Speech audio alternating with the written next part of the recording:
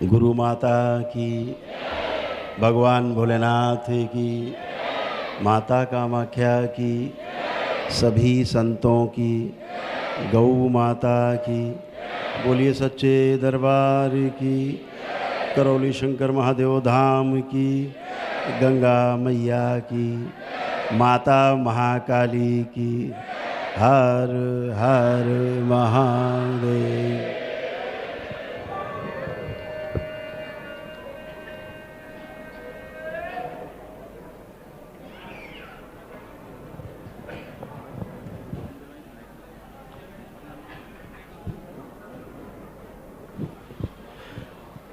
आप सभी का पुनः बहुत बहुत स्वागत है।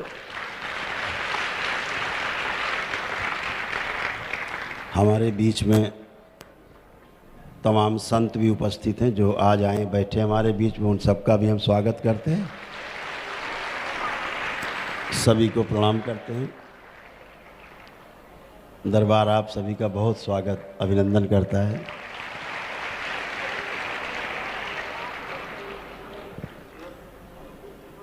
आज दोबारा से फिर से मिलने के लिए आज बिछड़ने का दिन है।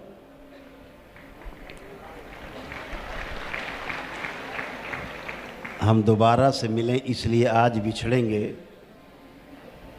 ये दोबारा से मिलने के लिए ज़रूरी भी है।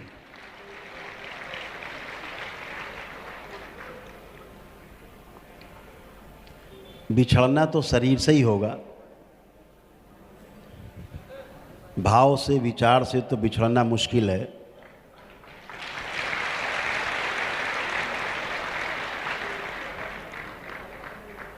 बाबा माँ की कृपा से, भोलेनाथ माता कामाख्या माता महाकाली की कृपा से आप सभी इस जन्म में एक साथ बैठना निश्चित कर पाए हैं। यह आपके सब पूर्व जन्मों के कर्मों का फल है।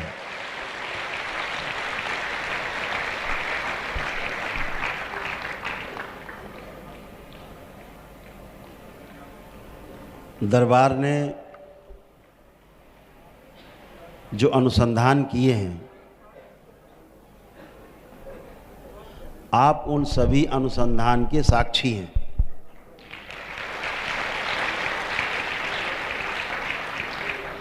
आप सभी लोग सहभागी हैं इस अनुसंधान के। साथ साथ आपने एक एक अनुसंधान को आपने अनुभव किया है।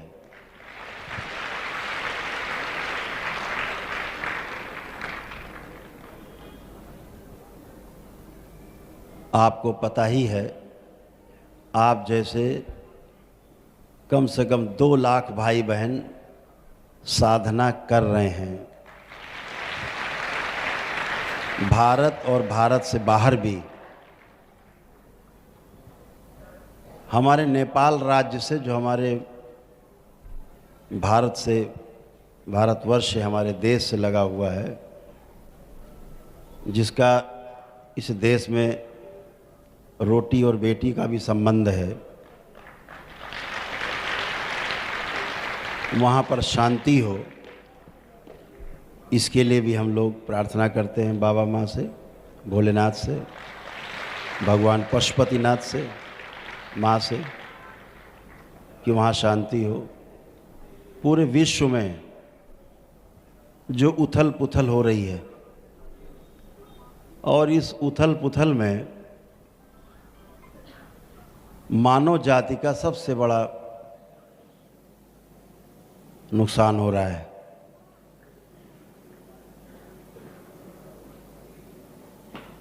दरबार की ओर से हम लोगों की ऐसी कामना है कि ये सभी जो मानव का विनाश का कारण बने हुए हैं, ऐसी सभी स्मृतियां नष्ट हों पूरे सृष्टि से।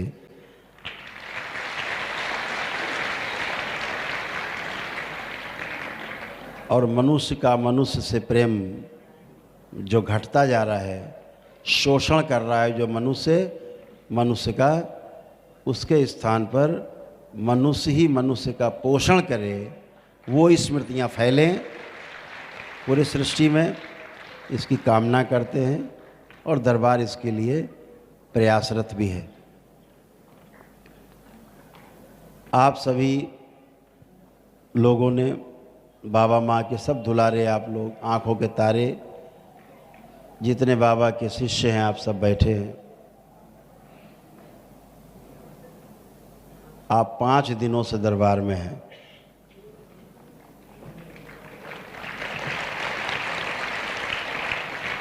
रात्रि में इसीलिए हमने दरबार के कार्यक्रम का लगभग समापन कर दिया था कि जो लोग जाना चाहें जा सकें।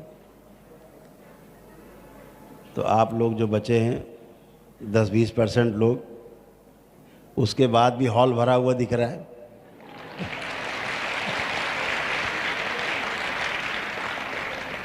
जब कार्यक्रम होता था तो पता लगता था कि आधे लोग तो बाहर ही घूम रहे हैं, खड़े हैं, जगह ही नहीं है,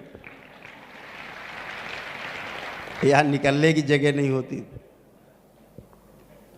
हमारे स्वामी चक्रपाणी जी महाराज जो कल के कार्यक्रम के, जो परसों जो कार्यक्रम के मुख्य अतिथि थे, और हमारे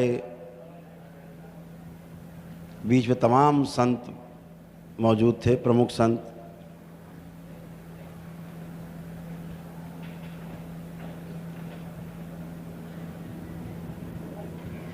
तो हमसे उन्होंने कहा,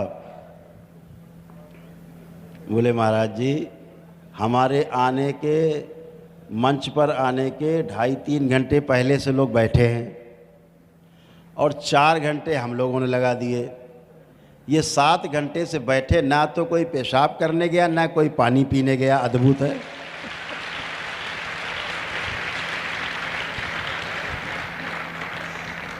तो हमने कहा स्वामी जी आप रात तक बैठे रहो, इन्हें ना पेशाब लगेगी ना प्यास लगेगी।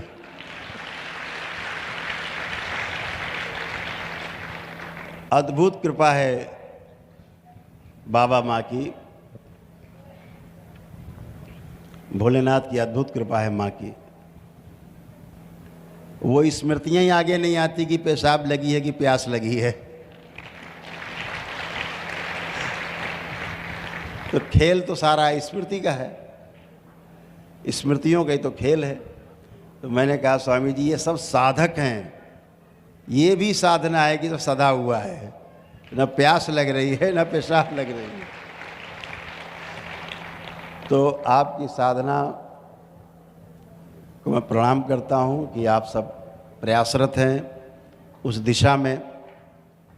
कुछ अच्छा करने से लेकर के अच्छा होने तक की जो यात्रा है, उसमें सफल होने के लिए जो आपका प्रयास है, वो आप सभी का प्रयास सफल हो। आप जैसे मैं यहाँ एक जगह बैठा हूँ, आप ऐसे ही सब बन जाएं, पूरे विश्व में फैल जाएं, यही दरबार की कामना है।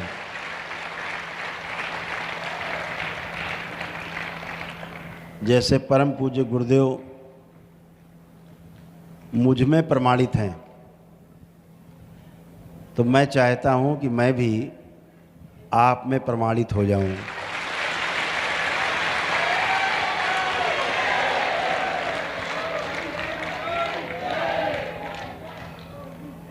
और एक गुरु के लिए मुक्ति का मार्ग सिर्फ एक है। यदि वो अपने जैसा नहीं बना पाया तो उसकी मुक्ति संभव नहीं है।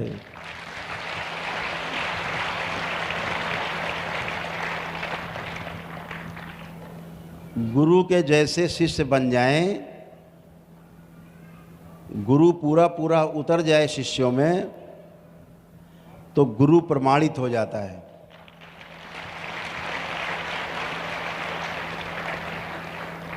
प्रमाणित का अर्थ है अनुभव हुआ है गुरु को, तो शिष्यों में अनुभव होगा जरूर, उससे कोई रोक नहीं सकता।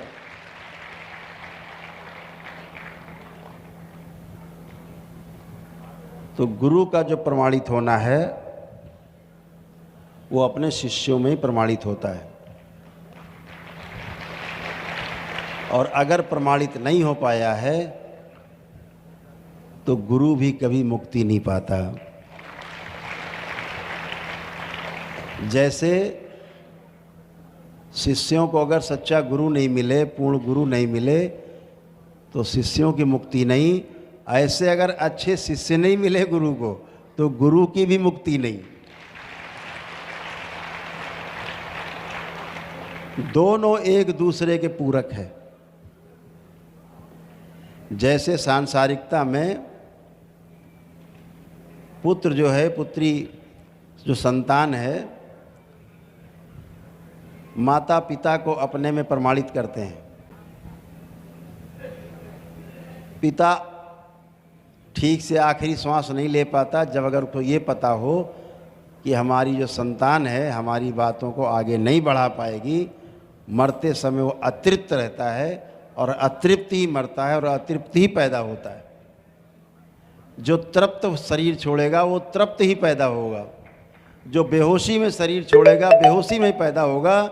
जो होश पूर्वक ध्यान से साधना से होश पूर्वक जो शरीर छोड़ेगा, शरीर छोड़ने के बाद भी जब ये हाड़ मांस का शरीर आपके पास नहीं होगा, तब भी आप पूरे होश में रहेंगे और सबको देखेंगे, सबको जानेंगे और अपने कार्य कर पाएंगे, लोगों को सहयोग कर पाएंगे। यही देव धर्म है, यही देवता है, यही देव कर्म है। बेहोशी में मर गए हैं, बेहोशी में घूम रहे हैं, उन्हें पता ही नहीं वो कौन है। इन्हें भूतकाल कहा जाता है, जिसका कुछ अता पता नहीं। कहीं स्मृति चिपक गई तो लोग उसको गांव में भूत कह देते हैं। कुछ भी आए साए बोलता रहता है। और क्या है, जिसने होश पूर्वक शरीर छोड़ा है, ध्यान अवस्था में शरीर को छोड़ा है, बाबा माँ के समक्ष शरीर छोड़ा है, भोलेनाथ माँ की उपस्थिति में शरीर छोड़ा है, वो पूरे होश में शरीर छोड़ेगा और होश में ही बना रहेगा। वही देवता है। तो बेहोशी में काम करने वाले दैत्य और होश पूर्वक काम करने वाले देवता। तो चाहे शरीर में कह लो और चाहे शरीर से बाहर कह लो, सूक्ष्म जगत में कहते नहीं वो आदमी देवता की तरह, बिल्कुल देवता की तरह आदमी है। कहते वो आदमी बहुत बदमाश है, बिल्कुल राक्षस है। तो रहती तो स्मृतियाँ ही हैं, स्थूल में है तो सामने दिख रहा नहीं है, तब भी वो कार्यरत हैं। तो आप सब बहुत ही सौभाग्यशाली हैं कि आप सब दरबार से जुड़े। बाबा माँ का आपको प्रेम मिला, आशीर्वाद मिला, भोलेनाथ और माँ की कृपा मिली, आपको साधना करने का रास्ता मिला, आपके अंदर तमाम गंदी जो स्मृतियाँ थी नष्ट हुई, अच्छी अच्छी स्मृतियाँ हैं। दरबार को लेकर के, अपने को लेकर के, परिवार को लेकर के, समाज को लेकर के, सब को लेकर के साथ चलने की इच्छा है, सबका शुभ करने की इच्छा है। इससे बड़ा कोई काम हो नहीं सकता कि स्वयं के शुभ से लेकर के और सर्व शुभ तक आप काम कर पाएँ, सबके शुभ के लिए काम कर पाएँ। यही लक्ष्य है मानव का सबसे बड़ा, स्वयं सुखी रखना अपने आप को, और दूसरा भी दुखी ना होने पाए, वह भी आपसे मिल कर के सुखी रहे, दोनों सुखी रहें आपस में एक दूसरे के साथ व्यवहार करके। यही मानव लक्ष्य है। दुख जीवन में आए ही नहीं, निरंतर सुख बना रहे, यही मानव लक्ष्य है।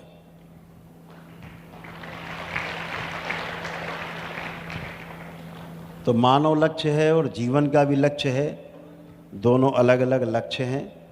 दोनों की प्राप्ति के लिए आप सभी प्रयासरत हैं।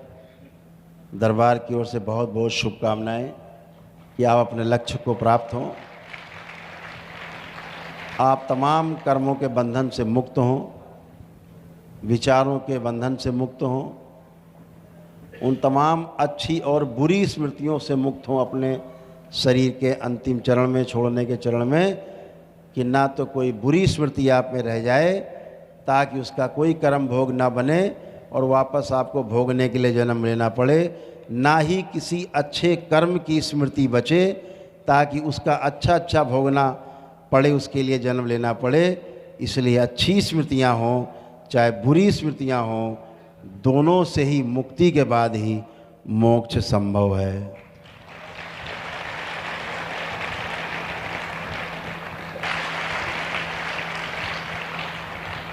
इस शरीर के साथ भी, इस जीवन के साथ भी और जीवन के बाद भी माता और बाबा का हाथ आपके ऊपर सदैव बना हुआ है और ऐसे ही बना रहेगा।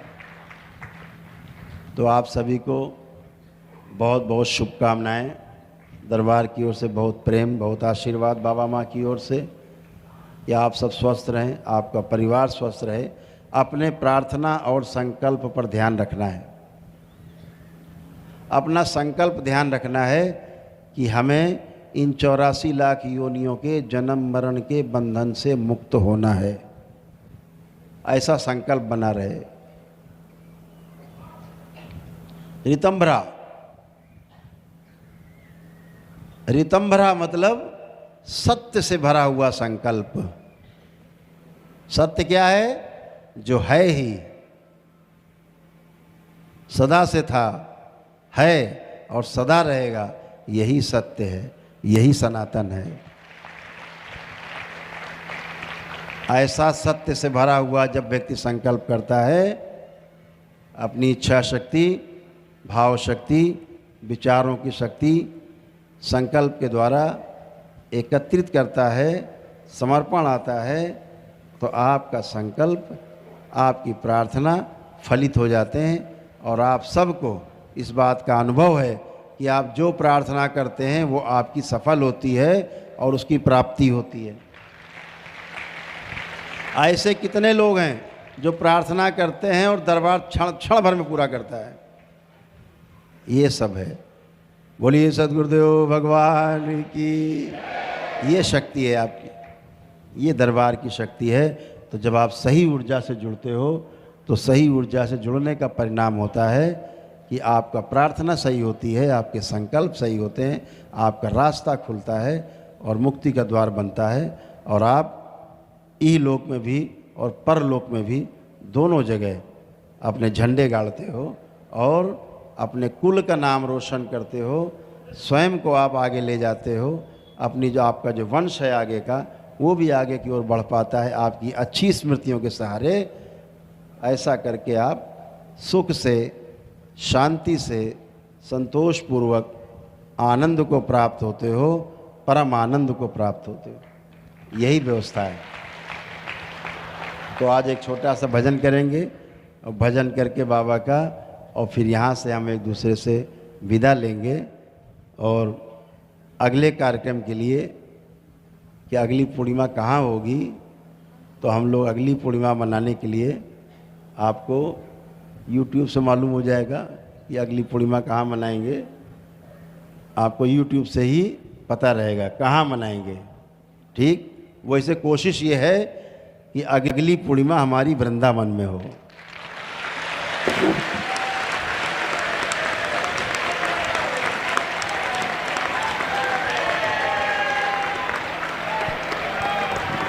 ओम नमो नारायण।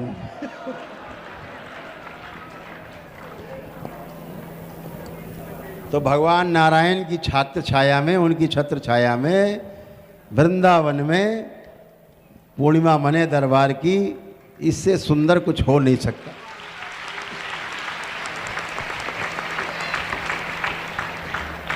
शिव का दरबार नारायण के आंगन में लगे, इससे सुंदर कुछ नहीं हो सकता।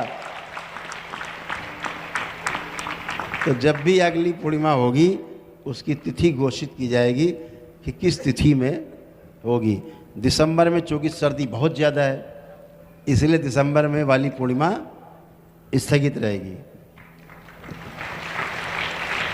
सब बच्चों को आना जाना पड़ता है, बहुत ठंड रहती है, तो ज़रा सर्दी कम हो जाए तो तिथि आपको बाद में घोषित करेंगे।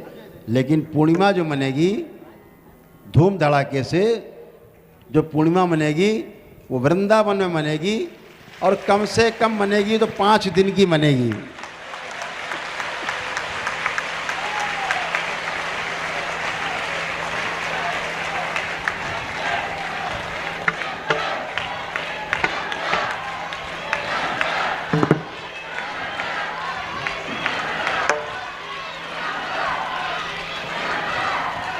तो 5 दिन का आपको 5 दिन का अनुभव हो गया है पूर्णिमा का, 5 दिन का अनुभव हुआ है आपको पहली बार। नहीं तो 3 ही दिन की मनाते हम लोग, लेकिन वृंदावन में इसलिए मनाएंगे 5 दिन की कि वो हमारे आराध्य हैं नारायण, इसलिए 5 दिन की वहाँ भी मनेगी।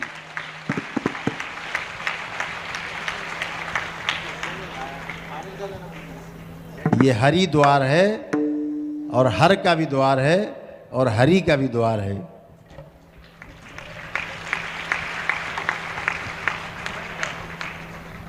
तो ऐसे ही वृंदावन में हम लोग खूब आनंद करेंगे, बहुत आनंद करेंगे, वहाँ के संतों के साथ भी आनंद करेंगे, संत समागम भी होगा बीच में हम सबके, और अद्भुत साधना का संगम होगा हम सबका।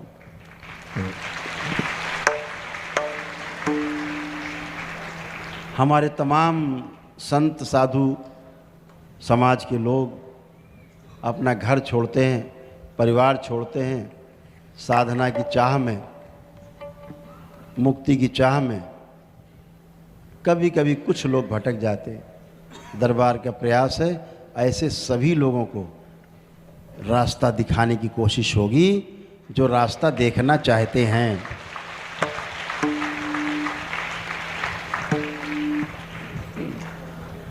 और सभी पूज्य संतों का आशीर्वाद लेते हुए,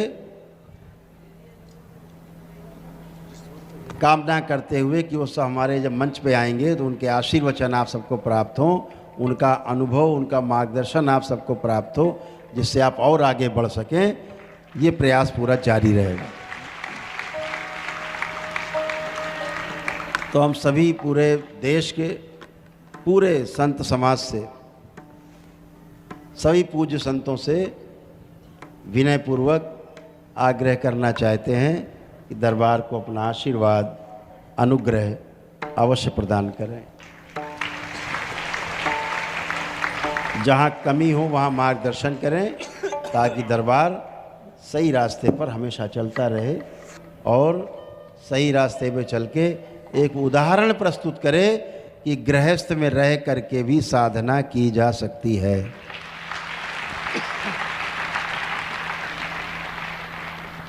तो आप सभी तंत्र क्रिया योग के साधक, पहली बार ऐसा धरती में संभव हो रहा है कि तंत्र क्रिया योग के साधक अपने परिवार के जो दायित्व हैं उनकी पूर्ति करते हुए, उनका निर्वहन करते हुए और अपनी साधना कर पा रहे हैं प्रेम पूर्वक। इसके लिए आप सौभाग्यशाली है, परिवार छोड़ के आपको नहीं भागना पड़ा है, जंगल पहाड़ों में नहीं भटकना पड़ा है। हमारे जो तमाम साधु संत हैं इन्होंने कितने कष्ट उठाए हैं, तमाम जंगल पहाड़ों की यात्रा की है गुरु की खोज में, आज भी खोज जारी है। आपको तो घर बैठे गुरु मिल गया है।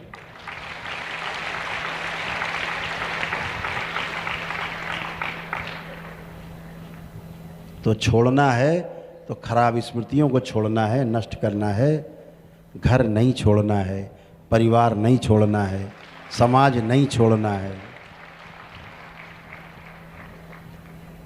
आपके परिवार से बढ़कर के संसार में ऐसी कोई जगह नहीं जो आपको सुरक्षित लगे। सबसे सुरक्षित आपका परिवार है। जैसे संत समाज है तो किसी संप्रदाय में दीक्षा ली तो वो उसका परिवार बन जाता है, तो उसके लिए उसके परिवार, उसके संप्रदाय से बढ़ के दूसरा कोई संप्रदाय नहीं होता। ऐसे आपके परिवार से बढ़ के आपका कोई परिवार नहीं होता। तो सभी लोग अपने अपने परिवार को, अपने अपने संप्रदाय को, अपने कुल को गौरव बढ़ाने में लगे हुए हैं। आपका ये प्रयास सार्थक हो, आप सफल हों, इसकी हम शुभकामनाएं आपको देते हैं कि आप सफल हों और आपकी आने वाली पीढ़ियां भी आपका अनुसरण कर सकें, अनुकरण कर सकें। तो एक छोटा सा भजन हो जाए, उसके बाद फिर विदा लेते हैं और अगली पूर्णिमा में मिलने के लिए वादा करते हैं।